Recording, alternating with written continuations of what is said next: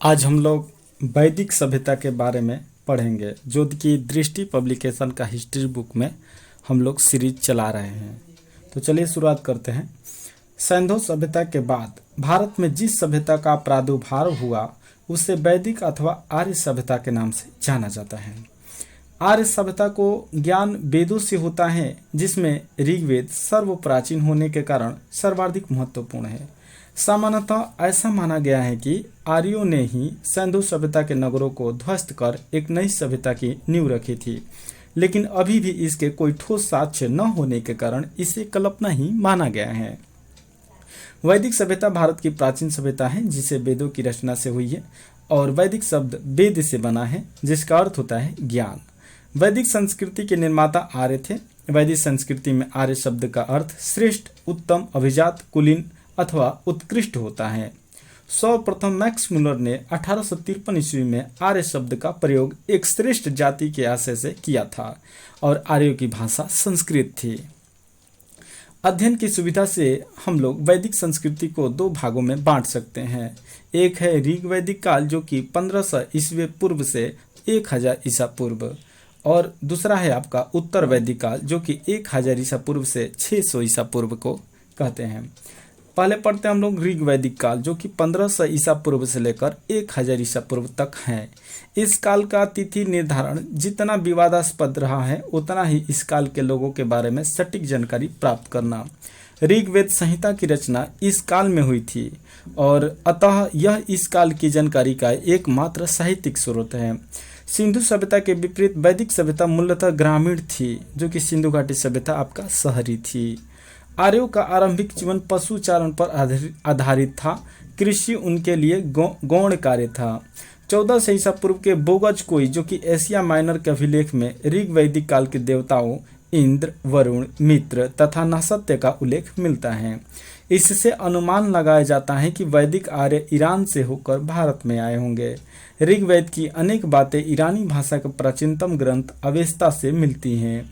आर्यों के मूल निवास के संदर्भ में विभिन्न विद्वानों के विचार अलग अलग हैं, और हम लोग विद्वान देखते हैं और आर्यों का मूल निवास स्थान देखते हैं।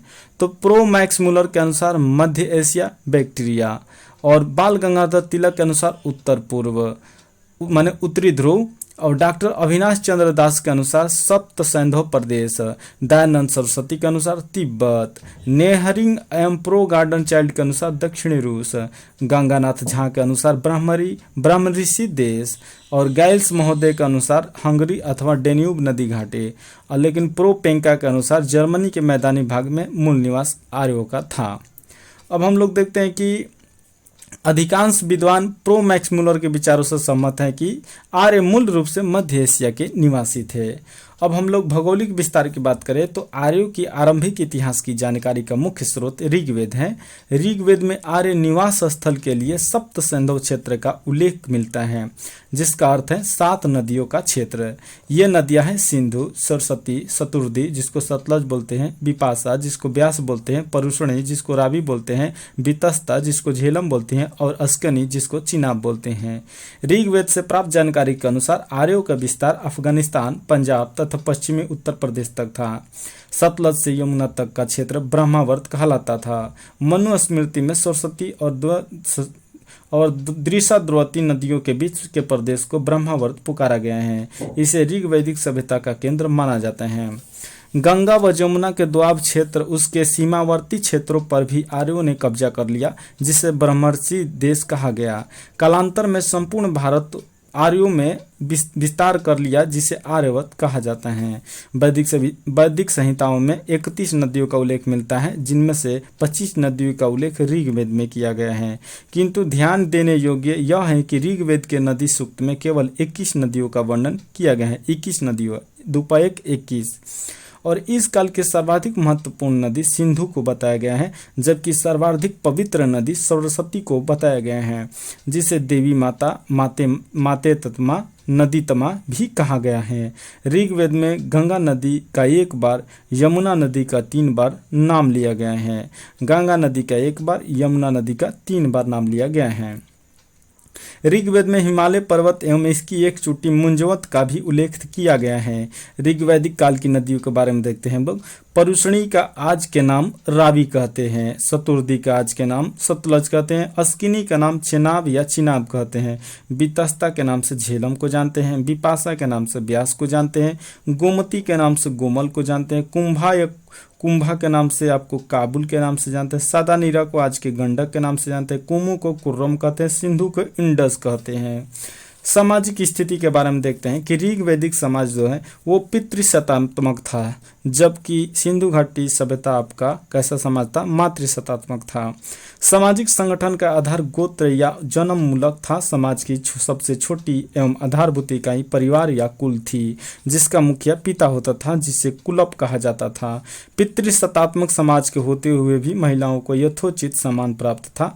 ऋग्वैदिक काल में संयुक्त परिवार की प्रथा प्रचलित थी। दादा, नानी, नाती, पोते आदि के लिए एक ही शब्द नृपति का प्रयोग किया गया था। और ऋग्वैदिक काल में वर्ण व्यवस्था के चिन्ह दिखाई देते हैं। ऋग्वेद के 10वें मंडल में वर्णित पुरुष सूक्त में 4 वर्णों की उत्पत्ति का वर्णन मिलता है। इनके अनुसार विराट पुरुष के मुख से ब्राह्मण, भुजाओं से क्षत्रिय, जांघों से वैश्य एवं पैरों से शूद्र उत्पन्न हुए हैं। इस काल में स्त्रियां अपने पति के साथ यज्ञ कार्य में भाग लेती थी। बाल विवाह, सती प्रथा एवं पर्दा प्रथा का प्रचलन नहीं था। पुत्रियों का उपनयन संस्कार किया जाता था। विधवा विवाह की प्रथा प्रचलन में थी। सामान्यतः एक पत्नीत्व विवाह ही प्रचलित था। विवाह में दहेज जैसी कुप्रथा का प्रचलन नहीं था, किंतु बहतु शब्द कन्या को दिए जाने वाले उपहार का घोतक था। शिक्षा के द्वार स्त्रियों के लिए काफी खुले हुए थे और ऋग्वेद में लोपामुद्रा, घोषा, सिक्ता, अपाला एवं विश्ववारा जैसी विदुषी स्त्रियों का वर्णन है। आजीवन अविवाहित रहने वाली कन्या को अमाजू कहलाती थी और पुत्र प्राप्ति के लिए नियोग की प्रथा स्वीकार की गई थी। इसके अंतर्गत महिला को अपने देवर से साहचर्य स्थापित करना पड़ता था। ऋग्वैदिक काल में दास प्रथा का प्रचलन था, किंतु यह प्राचीन यूनान और रोम की भांति नहीं थी। आर्य मांसाहारी और शाकाहारी दोनों प्रकार का भोजन करते थे। ऋग्वैदिक काल में सोम और सूरा का प्रचलन था। आर्यों के वस्त्र सूत, ऊनी एवं चर्म के बनने होते थे। आर्य समाज में विवाह एक पवित्र संस्कार माना जाता था। समाज में 2 प्रकार के विवाह प्रचलन में थे। अनुलोम विवाह, जो कि उच्च वर्ण का पुरुष और निम्न वर्ण की स्त्री थी। प्रतिलोम विवाह में उच्च वर्ण की स्त्री और निम्न वर्ण का पुरुष था। नर्तकियों द्वारा विशिष्ट परिधान पेशस धारण करने का विवेचन मिलता है। कान में कर्ण शोभन एवं शीश पर लुम्ब नामक आभूषण पहनने की प्रथा थी। इसके अतिरिक्त भुजबंद, केयूर, नुपुर, कंकड़ एवं मुद्रिका आदि आभूषण भी धारण किए जाते थे। विभस शब्द का प्रयोग ऋग्वेद में वैद्य के लिए किया जाता था और बीसज अश्विनी देवता को कहा जाता था। यक्षमा तपेदिक का उल्लेख अनेक स्थलों पर हुआ है। मृतकों को प्राय अग्नि में जलाया जाता था, लेकिन कभी कभी दफनाया भी जाता था। राजनीतिक स्थिति की बात करें तो ऋग्वैदिक समाज कबीलाई व्यवस्था पर आधारित था। ऋग्वैदिक लोग जनों व कबीलों में विभाजित थे। कबीले का राजा एक होता था, जिसे गोप कहा जाता था। आर्यों को पंचजन भी कहा गया है, क्योंकि इनके 5 कबीले हुआ करते थे, जिनके नाम है अनु, द्रुहु, पुरु, तुर्वस और यदु। ऋग्वैदिक काल में राज्य का मूल आधार कुल यानी परिवार होता था और परिवार का मुखिया कुलप अथवा गृहपति कहलाता था। कुलों के आधार पर ग्राम का निर्माण होता था, जिसका प्रमुख ग्रामणी होता था। अनेक ग्राम मिलकर विष बनाते थे, जिनका प्रधान विषपति होता था। विष से जन बनता था, जो कबीलाई संगठन था। इसका प्रधान प्रमुख जनपति होता था। तो राजा, पुरोहित, विषपति, ग्रामीण और कुलप। 10 राजयुद्ध। 10 राजाओं के साथ युद्ध। 10 राजयुद्ध परुष्णी नदी के तट पर भरत वंश के राजा सुदास तथा 10 जनों 5 आर्य एवं 5 अनार्य के बीच हुआ था। माने 5 आर्य और 5 अनार्य के बीच युद्ध हुआ था। अंत में इस युद्ध में भरत राजा सुदास की विजय हुई। इस युद्ध का वर्णन ऋग्वेद के विस्तार से किया गया है। इस प्रकार आर्यों की प्रशासनिक इकाइयां 5 हिस्सों में बटी थी: कुल, ग्राम, विष, जन और राष्ट्र।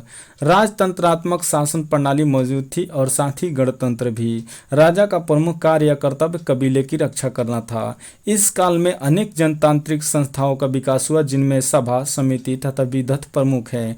इन संस्थाओं में राजनीतिक, सामाजिक, धार्मिक तथा आर्थिक प्रश्नों पर चर्चाएं होती थी।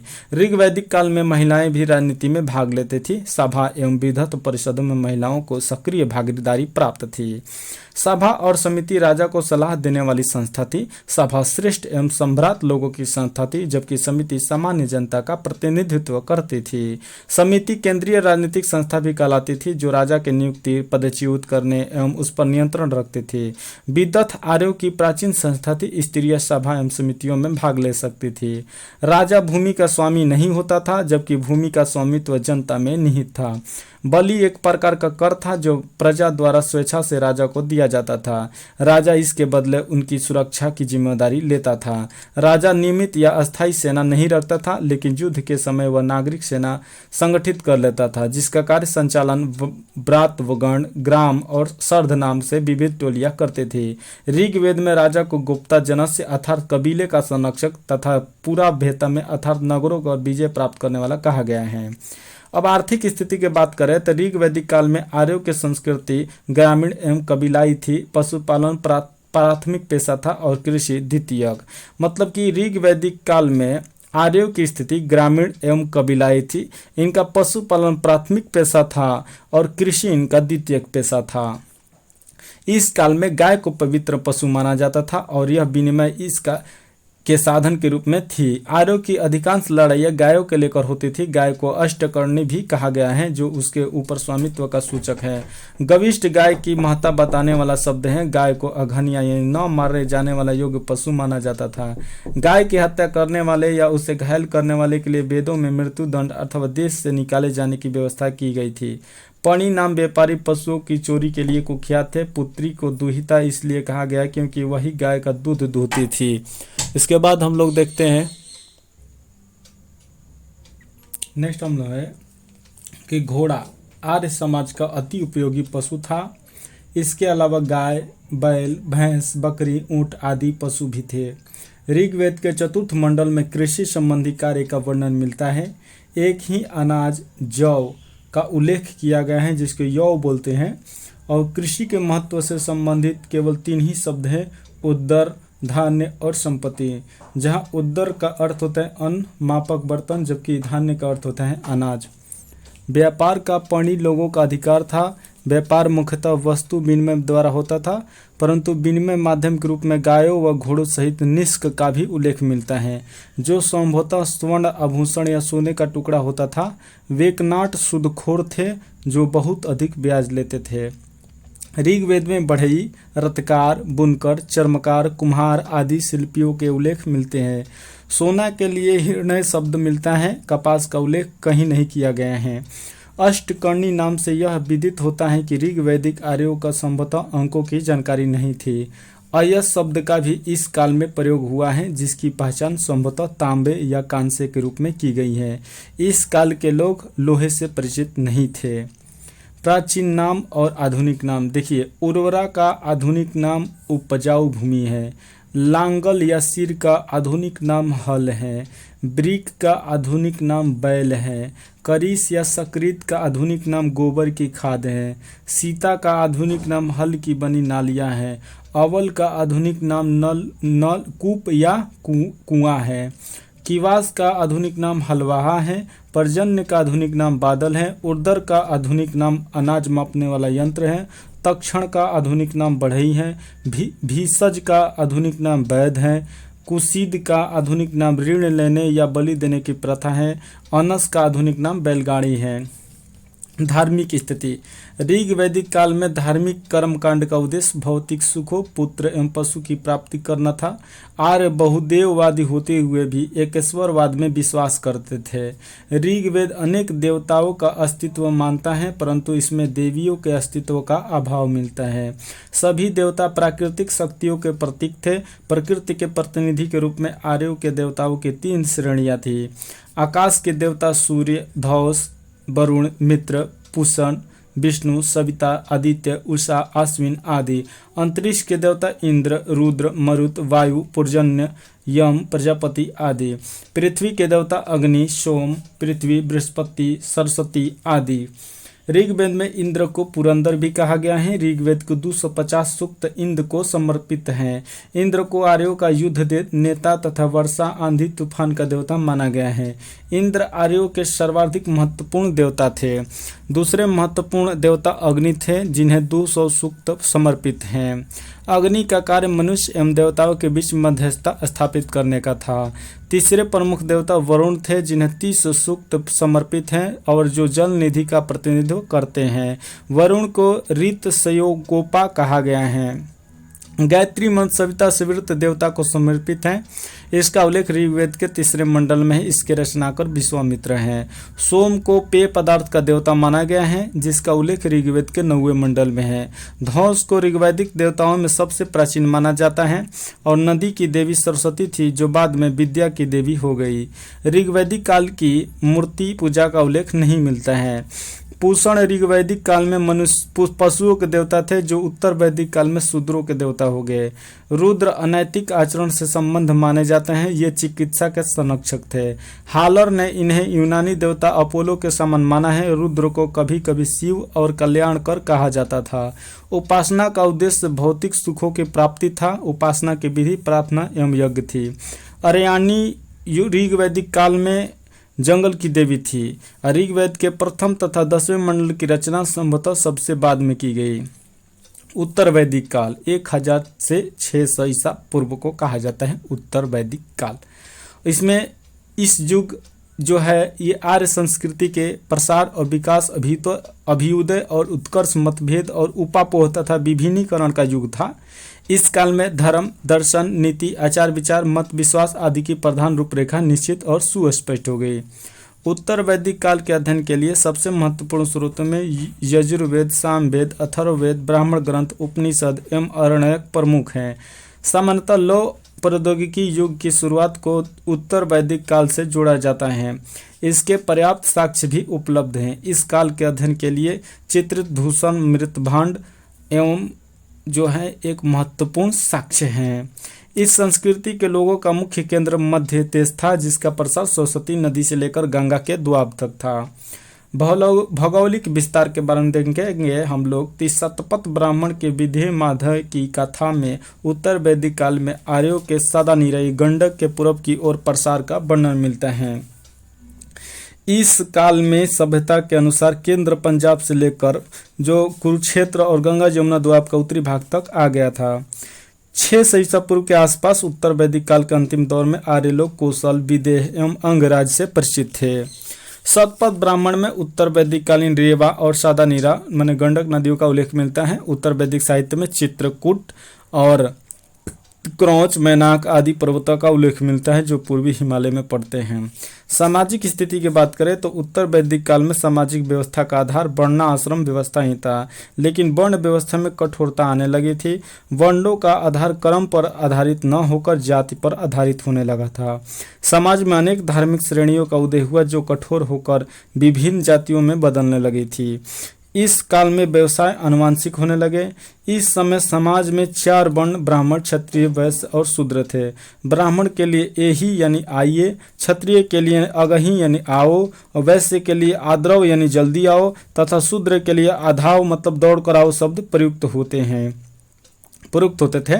ब्राह्मण, क्षत्रिय तथा वैश्य इन तीनों को द्विज कहा जाता था। ब्राह्मण, क्षत्रिय तथा वैश्य को द्विज कहा जाता था। ये उपनयन संस्कार के अधिकारी थे। चौथा वर्ण शूद्र था, जो उपनयन संस्कार का अधिकारी नहीं था। यहीं से शूद्रों को अपात्र या आधारहीन मानने की प्रक्रिया शुरू हुई। इस काल में यज्ञ का महत्व अत्यधिक बढ़ गया, जिससे ब्राह्मणों की शक्ति में अपार वृद्धि हुई। ऐत्रेय ब्राह्मण में 4 वर्णों के कर्तव्यों का वर्णन मिलता है। इस काल में केवल वैश्य ही कर चुकाते थे, जबकि ब्राह्मण एवं क्षत्रिय दोनों वैश्यों से वसूले गए राजस्व पर जीते थे। क्रम में सबसे निचला वर्ण शूद्र था, जिसका कार्य अन्य तीनों वर्णों की सेवा करना था। इस काल में स्त्रियों की दशा में गिरावट आई। स्त्रियों के लिए उपनयन संस्कार प्रतिबंधित हो गया। ऐत्रेय ब्राह्मण में पुत्री को कृपण कहा गया है। शतपथ ब्राह्मण में कुछ विदेशी विदुषी कन्याओं का उल्लेख मिलता है। यह है गार्गी, गंधर्व, गृहीता, मैत्रेयी, वेदवती आदि। स्त्रियों का पैतृक संपत्ति से अधिकार छीन गया तथा सभा में प्रवेश वर्जित हो गया। उसके बाद आपका हिंदू ग्रंथ याज्ञवल्क्य और स्मृति में सर्वप्रथम महिलाओं की संपत्ति के अधिकार के संबंध में जानकारी प्राप्त होती है। इस ग्रंथ की दो प्रमुख टीकाएं मिताक्षरा और दाय भाग थी। मिताक्षरा की बात करें तो इस ग्रंथ की रचना विज्ञानेश्वर ने की थी। इसके अनुसार पुत्र के जन्म से ही पिता की संपत्ति पर उसका अधिकार माना गया है और यह हिंदू उत्तराधिकार अधिनियम 1956 यानी 2005 में संशोधन का आधार ग्रंथ है। दाय भाग की बात करें तो इसकी रचना जीमूत वाहन ने किया था और इसके अनुसार पिता की मृत्यु के उपरांत ही पुत्र का संपत्ति पर अधिकार माना गया है। पारिवारिक जीवन ऋग्वेद के समान था। समाज पितृसत्तात्मक था जिसका स्वामी पिता होता था। इस काल में स्त्रियों को पैतृक संबंधी कुछ अधिकार भी प्राप्त थे। उत्तर वैदिक काल में गोत्र व्यवस्था स्थापित हुई। गोत्र शब्द का अर्थ होता है वह स्थान जहाँ समूचे कुल के गोधन को एक साथ रखा जाता है, परंतु बाद में इस शब्द का एक अर्थ मूल पुरुष का वंशज हो गया। सर्वप्रथम जबालोपनिषद में चारों आश्रम ब्रह्मचर्य, गृहस्थ, वानप्रस्थ एवं संन्यास का विवरण मिलता है। इस काल में आर्यों को चावल, नमक, मछली, हाथी तथा बाघ आदि का ज्ञान हो गया था। 16 संस्कार के बारे में देते गर्भाधान, पुंसवन, सीमंतोन्नयन, जातकर्म, नामकरण, निष्क्रमण, अन्नप्राशन, चूड़ाकर्म, कर्णबोय, वेद विद्यारंभ, उपनयन, वेदारंभ, केशांत अथवा गोदान, समावर्तन, विवाह, अंत्येष्टि। खत्म हो गए 16 संस्कार। विवाह के आपका 8 संस्कार हैं। कितने संस्कार हैं विवाह के? 8 संस्कार। मनुस्मृति में विवाह के 8 प्रकारों का उल्लेख किया गया है, जिसमें प्रथम 4 विवाह प्रसंकीय तथा शेष 4 निदंकीय माने जाते हैं। प्रसंकीय विवाह की बात करें तो ब्रह्मा, कन्या के वयस्क होने पर उसके माता पिता द्वारा योग्य वर खोजकर उसे अपनी कन्या का विवाह करना। दैव का मतलब यज्ञ करने वाले पुरोहित के साथ कन्या के विवाह करना। आर्षः के मतलब कन्या के पिता द्वारा यज्ञ कार्य हेतु 1 अथवा 2 गाय के बदले अपनी कन्या का विवाह करना। प्रजापत्य का मतलब वह स्वयं कन्या के पिता से कन्या मांगकर विवाह करता था। निंदनीय विवाह का मतलब आसुर, कन्या के पिता द्वारा धन के बदले में कन्या का विक्रय। गंधर्व का मतलब यह प्रणय विवाह था जिसमें माता पिता की इच्छा के बिना ही वर कन्या एक दूसरे के गुणों पर अनुरक्त होते हैं। पैशाच का मतलब सोई हुई अथवा विक्षिप्त कन्या के साथ सहवास कर विवाह करना। राक्षस का मतलब बलपूर्वक कन्या को छीनकर उससे विवाह करना। राजनीतिक स्थिति की बात करें, इस काल में पहली बार क्षेत्रीय राज्यों का उदय हुआ था तथा कबीले पर शासन करने वाले राजा अब उस प्रदेश पर शासन करने लगा। राष्ट्र शब्द जो प्रदेश का सूचक है पहली बार इस काल में प्रकट हुआ और राजा की दैवी उत्पत्ति का सिद्धांत सर्वप्रथम ऐतरेय ब्राह्मण में मिलता है। उत्तर वैदिक काल में राजतंत्रात्मक शासन व्यवस्था का और सशक्त हुई। इस काल में राजा का पद वंशानुगत हो गया। इस काल में राज्य का आकार बढ़ने से राजा का महत्व बढ़ा और उसके अधिकारों का विस्तार हुआ। अब राजा को सम्राट, एकराट और अधिराज आदि नामों से जाना लगा। इस काल में सभा समिति आदि प्रतिनिधि संस्थाओं का प्रभाव क्षीण हुआ। विद्वत का नामो निशान नहीं रहा, जबकि सभा और समिति अपनी जगह बनी रही परंतु उनका स्वरूप बदल गया। अब उनमें समाज के प्रभावशाली वर्ग का वर्चस्व हो गया। सभा नामक संस्था में स्त्रियों के प्रवेश वर्जित हो गए। आरंभ में पंचाल एक कबीले का नाम था परंतु बाद में वह प्रदेश का नाम हो गया। इस काल में पंचाल सर्वाधिक विकसित राज्य था। राजा का राज्याभिषेक राजसूय यज्ञ के द्वारा संपन्न होता था, जिसका विस्तृत वर्णन शतपथ ब्राह्मण में मिलता है। यजुर्वेद में राज्य के उच्च पदाधिकारी को रत्नी कहा जाता था। रत्नियों के सूची में राजा के संबंधी मंत्री, विभाग अध्यक्ष एवं दरबारी गण आते थे। शतपथ ब्राह्मण में 12 प्रकार के रत्नियों का विवरण मिलता है और राजा न्याय का सर्वोच्च अधिकारी होता था। ब्राह्मण को मृत्यु दंड नहीं दिया जाता था। बलि ऋग वैदिक काल में राजा को दिया जाने वाला स्वेच्छाधिकारी कर था, जो उत्तर वैदिक काल तक आते आते एक नियमित कर हो गया। इसकी मात्रा 1/16 भाग होती थी। कुछ हम पढ़ते हैं सेनानी और सेनापति के बारे में। सूत राजा का सारथी होता था। ग्रामणी गांव का मुखिया होता था। भागदूध कर संग्रह करता होता था। संग्रहिता के मतलब कोषाध्यक्ष होते थे। आछावा पासे के खेल में राजा के सहयोगी होते थे। छत्ता प्रतिहारी होते थे। गोवित कर्तन जंगल विभाग का प्रधान होता था। गोवित कर्तन पालागल विदूषक होता था। महिषी मुख्य रानी। पुरोहित धार्मिक कृत्य करने वाला। युवराज राजकुमार होता था। ऐतरेय ब्राह्मण में वर्णित शासन व्यवस्था के बारे में पढ़ेंगे हम लोग। तो क्षेत्र है पूर्व साम्राज्य सम्राट, पश्चिम स्वराज सौराट, उत्तर वैराज विराट, दक्षिण भोज्य भोज, मध्य प्रदेश राज्य राजा। आर्थिक स्थिति के बारे में पढ़ेंगे। तो इस काल में पशुपालन की जगह कृषि प्रथम पेशा बन गया। शतपथ ब्राह्मण में कृषि से संबंधित चारों क्रियाओं जुताई, बुआई, कटाई तथा मड़ाई का उल्लेख किया गया है। इस ग्रंथ में विधेय माधव की कथा का भी उल्लेख मिलता है, जिससे यह संकेत मिलता है कि आर्य संपूर्ण गंगा घाटी में कृषि करने लगे थे। इस काल में लोहे के बने उपकरणों का प्रयोग से कृषि क्षेत्र में क्रांति आ गई। यजुर्वेद में लोहे के लिए श्याम अक्षर एवं कृष्ण अयस शब्द का प्रयोग हुआ है। लोहे से बने उपकरण के प्रयोग से कृषि विस्तार के साथ साथ फसलों की संख्या में भी वृद्धि हुई और धान्य की प्रमुख फसल इनकी बन गई। अतरंजी खेड़ा में पहली बार कृषि से संबंधित लौह उपकरण प्राप्त हुए हैं। उत्तर वैदिक काल में कृषि से विस्तार, शिल्पों में कुशलता, व्यापार एवं वाणिज्य में विस्तार के परिणाम स्वरूप जनसंख्या में इसकी वृद्धि हुई। इस काल के लोग 4 प्रकार के बर्तनों मृदभांडों से परिचित थे। काले व लाल रंग मिश्रित मृदभांड, काले रंग के मृदभांड, चित्रित धूसर मृदभांड और लाल मृदभांड। ब्राह्मण ग्रंथों में श्रेष्ठिन का भी उल्लेख मिलता है। श्रेष्ठिन श्रेणी का प्रधान व्यापारी होता था। निष्क या शतमान, पाद, कृष्णल, रत्तिका तथा गुंजा आदि माप की भिन्न भिन्न इकाइयाँ थी। निष्क जो ऋग वैदिक काल में स्वर्ण आभूषण था, अब एक मुद्रा माने जाना लगा। व्यापार पर्ण द्वारा संपन्न होता था, जो उत्तर वैदिक काल में मुद्रा का प्रचलन हो चुका था, परंतु सामान्य लेन देन में वस्तु विनिमय का प्रयोग किया जाता था। निष्क, शतमान, कृष्णल और पाद मुद्रा के प्रकार थे। उत्तर वैदिक आर्यों को समुद्र का ज्ञान हो गया था। इस काल के साहित्य में पश्चिमी और पूर्वी दोनों प्रकार के समुद्रों का वर्णन मिलता है। वैदिक ग्रंथों में समुद्र यात्रा की भी चर्चा है, जिससे वाणिज्य एवं व्यापार का संकेत मिलता है। स्वर्ण एवं लोहे के अतिरिक्त इस युग के आर्य टीन, तांबा, चांदी और सीसा से भी परिचित हो चुके थे। धातु शिल्प उद्योग बन चुका था। इस युग में धातु गलाने का उद्योग बड़े पैमाने पर होता था। संभवतः तांबे को गलाकर विभिन्न प्रकार के उपकरण एवं वस्तुएं बनाई जाती थी।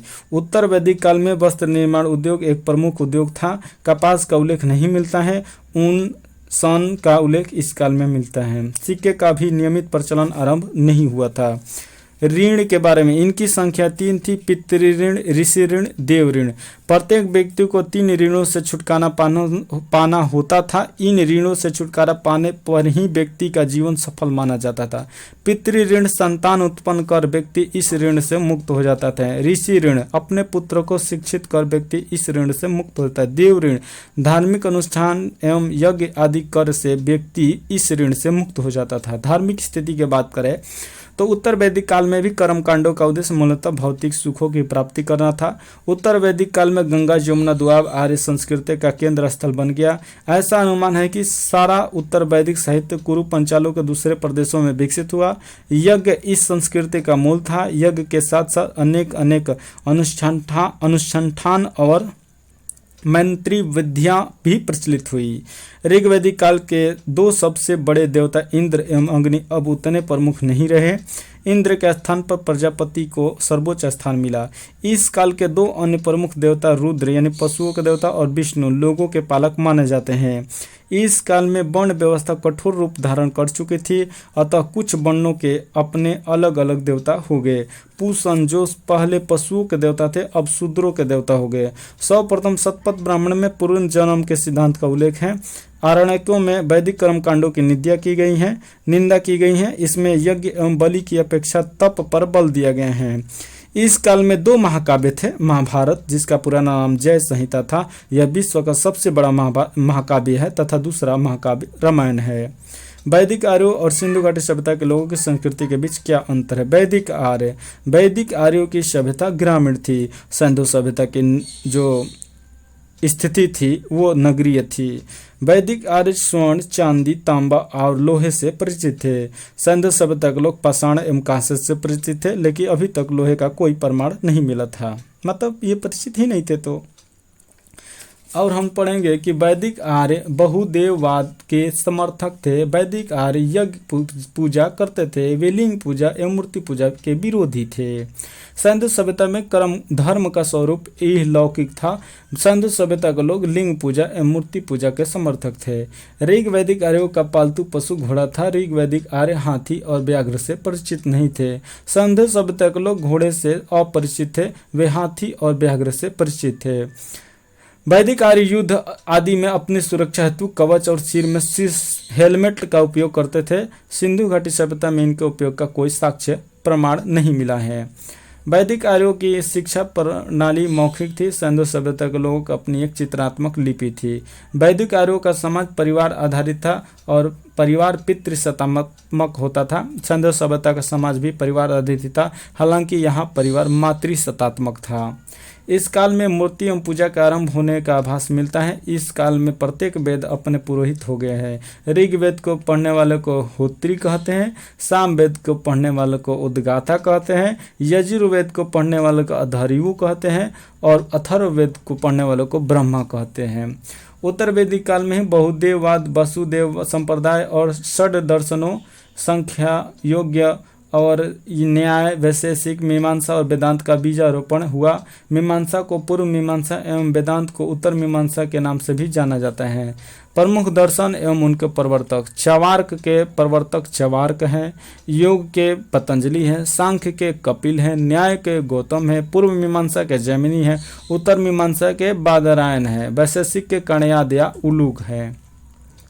मृत्यु की चर्चा सर्वप्रथम शतपथ ब्राह्मण तथा मोक्ष की चर्चा सर्वप्रथम उपनिषद में मिलती है। परीक्षित को मृत्यु लोक का देवता कहा गया। पुनर्जन्म की अवधारणा बृहदारण्यक उपनिषद में मिलती है। शतपथ ब्राह्मण में ही सर्वप्रथम स्त्रियों के अर्धांगिनी कहा गया है। शतपथ ब्राह्मण में ही सर्वप्रथम स्त्रियों को अर्धांगिनी कहा गया है। उपनिषदों में स्पष्ट यज्ञों तथा कर्म कांडों की निंदा की गई है तथा ब्रह्मा की एकमात्र सत्ता स्वीकार की गई है। छांदोग्य उपनिषद में केवल 3 आश्रमों का उल्लेख मिलता है, ब्रह्मचर्य, गृहस्थ तथा वानप्रस्थ। परंतु बाद में जाबालों उपनिषद में सर्वप्रथम 4 आश्रमों ब्रह्मचर्य, गृहस्थ, वानप्रस्थ एवं संन्यास का उल्लेख मिलता है। प्रमुख यज्ञ अश्वमेघ यज्ञ सर्वाधिक महत्वपूर्ण यज्ञ। राजा द्वारा साम्राज्य की सीमा में वृद्धि के लिए घोड़े को स्वतंत्र छोड़ दिया जाता था। राजसूय यज्ञ राजा के राज्याभिषेक से संबंधित यज्ञ। बाजपेय यज्ञ राजा द्वारा अपनी शक्ति के प्रदर्शन के लिए रथ दौड़ का आयोजन। अग्निष्टोम यज्ञ पापों के क्षय और स्वर्ग की ओर ले जाने वाली नाव के रूप में वर्णित। सौत्रामणि यज्ञ यज्ञ में पशु एवं सूरा की आहुति। पुरुष मेध यज्ञ राजनीतिक वर्चस्व के लिए स्वास्थ्य एवं विद्वान पुरुष की बलि का प्रावधान। यहाँ पर हम लोग का लेक्चर खत्म होता है। मिलते हैं नेक्स्ट क्लास में।